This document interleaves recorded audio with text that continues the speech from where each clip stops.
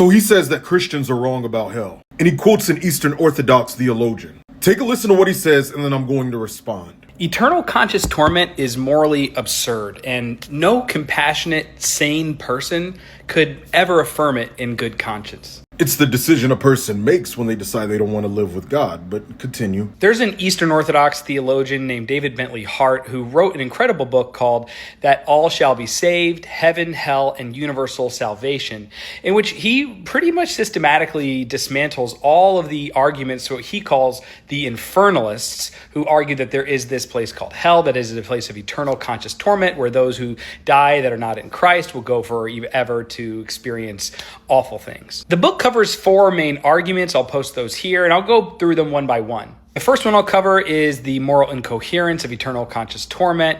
It's this simple idea. If an eternal hell exists, then either God wills it or God can't stop it. In the first case, Hart says that God is not good, and in the second case, he says that God is not God. God absolutely does will it. Don't be afraid of those who want to kill your body. They cannot touch your soul. Fear only God, who can destroy both soul and body in hell. Jesus, Matthew 10:28. The future lake of fire was created for the devil and his angels, but human beings that want to join them go right to it. Jesus says, then he will say to those on his left, depart from me, you cursed, into the eternal, keyword eternal, fire prepared for the devil and his angels. This is true when God is still good. And you going off of his argument is just like me bending down here, picking up some dirt off of the ground and consulting dirt about my future. Because that's exactly what God created man from, the dust of the earth. So a finite human being has absolutely no authority to tell a being who dwells outside of creation what good is. The point he makes here, it was pretty evident to me when I held my child for the first time, which is simply that no parent would ever consign their child to unending suffering. No good parent, that is.